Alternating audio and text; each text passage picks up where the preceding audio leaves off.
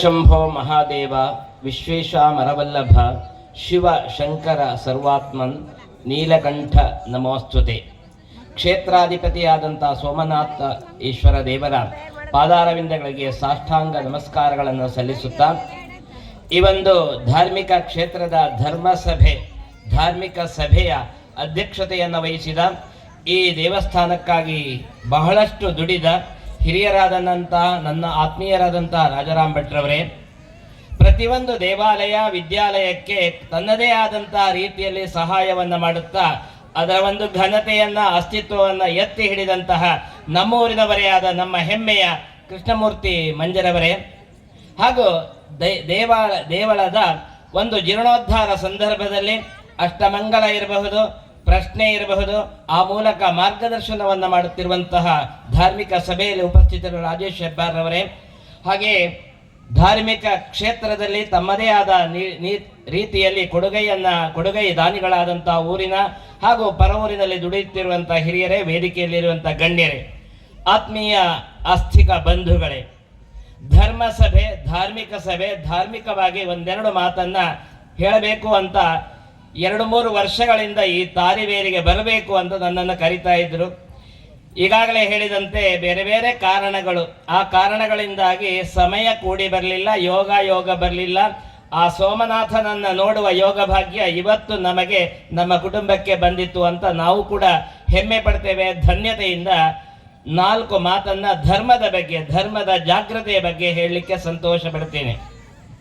ಆತ್ಮೀಯರೇ, ಧರ್ಮೋ ರಕ್ಷತಿ ರಕ್ಷಿತಃ, ಈ ಒಂದು ಮಾತನ್ನು ನಾವು ಅರ್ಥ ಮಾಡಿಕೊಂಡ್ರೆ ನಾವು ಯಾಕೆ ಧಾರ್ಮಿಕವಾಗಿ ನಮ್ಮ ಧರ್ಮ ಕರ್ಮಗಳನ್ನು ಮುಂದುವರಿಸಬೇಕು ಅಂತ ಅರ್ಥ ಆಗುತ್ತೆ.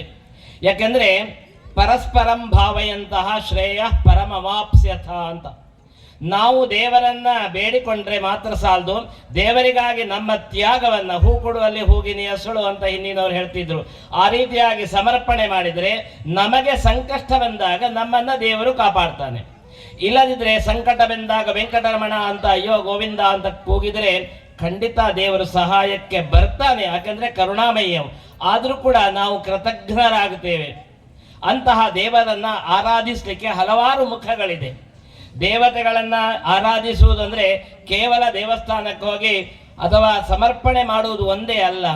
ಅಗ್ನಿರ್ದೇವೋ ದ್ವಿಜಾತೀನಾಂ ಯೋಗಿನಾಂ ಹೃದಯೇ ಹರಿಹಿ ಪ್ರತಿಮಾ ಸ್ವಲ್ಪ ಬುದ್ಧೀನಾಂ ಸರ್ವತ್ರ ವಿಜಿತಾತ್ಮನಾಂ ಅಂತ ಒಂದು ಶ್ಲೋಕದಲ್ಲಿ ಹೇಳ್ತಾರೆ. ಅಗ್ನಿರ್ದೇವೋ ದ್ವಿಜಾತೀನಾಂ, ಈ ಬ್ರಾಹ್ಮಣ ವರ್ಗದವರಿಗೆಲ್ಲ ದೇವರು ಅಂದರೆ ಅಗ್ನಿ ಉಪಾಸನೆ ಇದ್ರೆ ಮಾತ್ರ ಅವ ಬ್ರಾಹ್ಮಣ ಆಗ್ಲಿಕ್ಕೆ ಸಾಧ್ಯ ಇದೆ. ಇವತ್ತು ನಮ್ಮನ್ನೆಲ್ಲ ಬ್ರಾಹ್ಮಣರು ಅಂತ ಕರೀತಾರೆ, ಆದ್ರೂ ನಾವು ಅಗ್ನಿ ಉಪಾಸನೆ ಅಷ್ಟು ಮೇಲ್ಮಟ್ಟದಲ್ಲಿ ಮಾಡ್ತಾ ಇಲ್ಲ. ಯಾವ ರೀತಿ ಅಂದ್ರೆ, ನಾನು ಧಾರ್ಮಿಕ ಸಭೆ ಆದ್ರಿಂದ ಹಿನ್ನೆಲೆಯಲ್ಲಿ ಸ್ವಲ್ಪ ಹೇಳ್ತೀನಿ. ನಮಗೆ ಉಪನಯನ ಆದ ತಕ್ಷಣ ಅಗ್ನಿ ಕಾರ್ಯ ಅಂತ ಹೇಳಿಕೊಡ್ತಾರೆ. ಅದು ಪ್ರತಿ ದಿನ ಬೆಳಿಗ್ಗೆ ಮತ್ತು ರಾತ್ರಿ 2 ಹೋಮಗಳನ್ನು ಮಾಡಲೇಬೇಕು ಬ್ರಹ್ಮಚಾರಿ ಆದವನು. ಆಮೇಲೆ ಅವನ ದ್ವಿಜತ್ವ, ಅರ್ಥಾತ್ ಅವನು ಬ್ರಾಹ್ಮಣನಿಗೆ ವಿವಾಹ ಅಂತ ಆಗತ್ತೆ. ಆ ವಿವಾಹ ಆದ್ಮೇಲೆ ಆಹಿತಾಗ್ನಿ ಅಂತ ವಿವಾಹದ ದಿನ ಹೋಮ ಮಾಡ್ತಾರೆ, ಎಲ್ಲರಿಗೂ ಗೊತ್ತಿದೆ, ಆ ಅರಳನ್ನು ಹಾಕಿದ ಹೋಮ. ಆ ಹೋಮದ ಅಗ್ನಿಯನ್ನ ಅವನು ತನ್ನ ಅಂತ್ಯೇಷ್ಟಿಯವರೆಗೆ ಸ್ಮಶಾನದವರೆಗೂ ಕಾಪಾಡಬೇಕು. ಆದ್ರಿಂದ ಅಗ್ನಿರ್ದೇವೋ ದ್ವಿಜಾತೀನಾಂ ಅಂತ. ಇನ್ನು ಯೋಗಿನಾಂ ಹೃದಯೇ ಹರಿಹಿ, ನಮ್ಮ ಸ್ವಾಮಿಗಳೆಲ್ಲ ಇರ್ತಾರೆ, ಸನ್ಯಾಸಿಗಳಿರ್ತಾರೆ, ಪೀಠಾಧಿಪತಿಗಳಿರ್ತಾರೆ. ಅವರಿಗೆ ಬೇರೆ ದೇವರು ಬೇಕಾಗಿಲ್ಲ, ಅವರಿಗೆ ಬೇರೆ ಮಂತ್ರ ಬೇಕಾಗಿಲ್ಲ, ಅವರಿಗೆ ಬೇರೆ ಜಪ ಬೇಕಾಗಿಲ್ಲ. ಓಂಕಾರ ಇತ್ಯೇವ ಮಂತ್ರಂ, ಓಮಿತ್ಯೇತತ್ ಅಂತ ಹೇಳ್ತೇವೆ. ಓಂಕಾರವನ್ನು ಅವರು ಪಡಿತಾರೆ. ಅವರ ಹೃದಯದಲ್ಲಿ ಅವರು ದೇವರನ್ನ ಕಾಣುವಂತ ಶಕ್ತಿ ಸಂಪನ್ನರಾಗಿರ್ತಾರೆ. ಆದ್ದರಿಂದ ಅವರು ಯಾವುದೇ ರೀತಿಯ ಈ ಐಹಿಕವಾದಂಥ ಯಜ್ಞ ಯಾಗಾದಿಗಳಿರಬಹುದು, ಬೇರೆ ಬೇರೆ ರೀತಿಯಂಥ ದೇವಸ್ಥಾನ ಅನುಷ್ಠಾನಗಳಿರ್ಬಹುದು, ಅದನ್ನೆಲ್ಲ ಮಾಡುವುದಿಲ್ಲ. ಅದಕ್ಕೆಲ್ಲ ಪ್ರೇರಕರಾಗಿರ್ತಾರೆ. ಆದ್ದರಿಂದ ಈ ಯೋಗಿನಾಂ ಹೃದಯೇ ಹರಿಹಿ. ಹಾಗಾದ್ರೆ ನಿಮ್ಮಂತ ಸಾಮಾನ್ಯದವರಿಗೇನು? ಪ್ರತಿಮಾ ಸ್ವಲ್ಪ ಬುದ್ಧಿನಾಂ, ಅಲ್ಪ ಬುದ್ಧಿಗಳು, ಅರ್ಥಾತ್ ನಮಗೆ ಹೆಚ್ಚು ಮೇಲ್ಮಟ್ಟದ ಜ್ಞಾನಿಗಳಲ್ಲ ನಾವು. ನಮಗೆಲ್ಲ ದೇವರು ಯಾರು ಕೇಳಿದರೆ ಪ್ರತಿಮಾ ಅಂದ್ರೆ ಮೂರ್ತಿಯಲ್ಲಿ ನಾವು ದೇವರನ್ನ ಕಾಣುವಂತಹ ಒಂದು ಆಸ್ತಿಕ ಬಂಧುಗಳು ನಾವು. ಇಲ್ಲಿ ತುಂಬಾ ಜಿಜ್ಞಾಸೆ ಬರುತ್ತೆ. ಕೆಲವರೆಲ್ಲ ಬುದ್ಧಿವಾದಿಗಳು ಅಥವಾ ಏನ್ ಹೇಳ್ತೇವೆ, ಯಾವ ಒಂದು ರೀತಿಯಲ್ಲಿ ನಮ್ಮನ್ನ ಅಥವಾ ಧರ್ಮವನ್ನ ಹೀಗಳೆಯುವಂತಹ ಬುದ್ಧಿಜೀವಿಗಳಿದ್ದಾರೆ. ಆ ಬುದ್ಧಿಜೀವಿಗಳ ತಾನೆ ಅಂತ ಕಲ್ಲನ್ನು ದೇವರು ಅಂತೀಯಲ್ಲ ಅಂತ. ಅವರಿಗೆ ಕಾಣುವುದು ಕಲ್ಲು ಮಾತ್ರ. ಯಾಕೆಂದ್ರೆ ಅವರು ಹೇಳೋದಷ್ಟೇ, ಕಲ್ಲಿನಲ್ಲಿ ಎಂತ ದೇವರಿದೆ ಮರೆಯ ಅಂತ. ಹಾಗಾಗಿ ಕೆಲವು ಪಂಗಡದವರು ಕೂಡ ಪ್ರತಿಮಾ ಅಥವಾ ಮೂರ್ತಿ ಪೂಜೆಯನ್ನು ವಿರೋಧಿಸ್ತಾರೆ. ಆದರೆ ನಮ್ಮ ಶಾಸ್ತ್ರ ಅಥವಾ ಧರ್ಮಶಾಸ್ತ್ರ ಏನು ಹೇಳ್ತದೆ ಅಂದರೆ, ಆ ಪ್ರತಿಮೆಯೇ ದೇವರಲ್ಲ, ಆ ಪ್ರತಿಮೆಯ ಒಳಗಡೆ ದೇವರನ್ನ ಕಂಡುಕೊಳ್ಳುವ ಶಕ್ತಿ ನಮಗಿರುತ್ತೆ. ಯಾಕೆ? ನಮ್ಮಲ್ಲಿ ಭಕ್ತಿ ಇರುತ್ತೆ. ಆದ್ದರಿಂದ ಸಾಮಾನ್ಯದಲ್ಲಿ ಕಾಣುವವನಿಗೆ ಅದು ಬರೇ ಕಲ್ಲಾಗಿರಬಹುದು, ಆದರೆ ಬುದ್ಧಿಶಕ್ತಿಯಿಂದ, ಧೀಶಕ್ತಿಯಿಂದ, ವಿಶೇಷವಾದ ಜ್ಞಾನಶಕ್ತಿಯಿಂದ, ಹಾಗೆ ಭಕ್ತಿ ಶಕ್ತಿಯಿಂದ ಕಾಣುವವನಿಗೆ ಅದೊಂದು ನಿಜವಾದ ದೇವರಾಗ್ತದೆ.